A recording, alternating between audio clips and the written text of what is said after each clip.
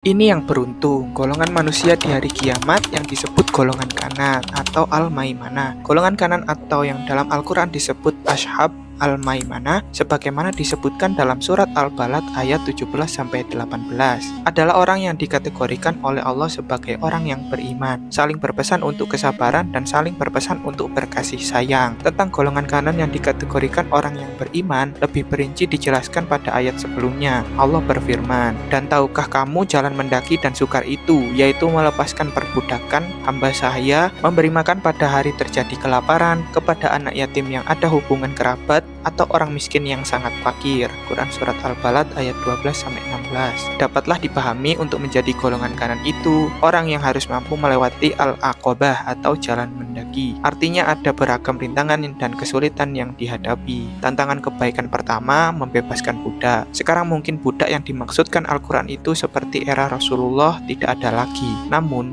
perilaku memperbudak orang-orang lemah masih terjadi di mana-mana. Orang beriman harus istiqomah dalam membebaskan mereka karena tantangannya banyak sekali, terutama dari golongan kiri yang selalu berusaha menggagalkannya. Kedua, tantangan orang beriman adalah memberi makanan pada saat terjadi kelaparan. Mengapa ini disebut tantangan? Sebab orang yang beriman akan diuji dengan kekayaan juga. Apakah kekayaannya itu akan membuat lupa diri atau tidak empati kepada orang yang sudah di sekitarnya? Ataukah kekayaannya itu dimanfaatkan untuk membantu mereka yang kesulitan ekonomi?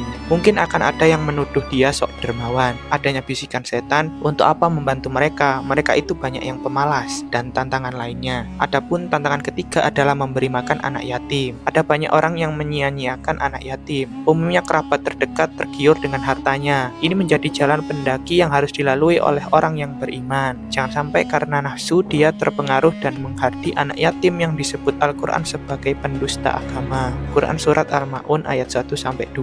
Yang keempat, tantangan yang harus dilewati untuk masuk pada golongan kanan adalah memberi makan pada orang miskin yang fakir. Orang yang beriman itu harus memiliki rasa simpati dan empati kepada sesama, sebagaimana ditegaskan dalam Al-Quran. Tolong menolonglah kamu dalam mengerjakan kebaikan dan takwa. Jangan tolong menolong dalam perbuatan dosa dan pelanggaran. Quran Surat Al-Maidah ayat 2. Intinya, untuk masuk ke kategori golongan kanan itu memang tidak mudah. Kita dapat rasakan bagaimana sulitnya menegakkan kebaikan dan mencegah kemungkaran karena memang kebanyakan orang cenderung pada ashab al-masyi'amah, golongan kiri, yaitu mereka yang suka memperbudak, suka memonopoli, membiarkan anak yatim dan orang miskin kelaparan, memanfaatkan kekuasaannya untuk kebatilan dan lain-lain. Oleh sebab itu, menjadi bagian dari golongan kanan itu harus kuat, sabar, dan istiqomah. Maka golongan kanan adalah orang yang komitmen dalam kemanusiaan manusia dengan beragam tantangannya berlandaskan iman dan takwa. Semoga kita termasuk orang-orang golongan kanan. Wallahu a'lam bishawab.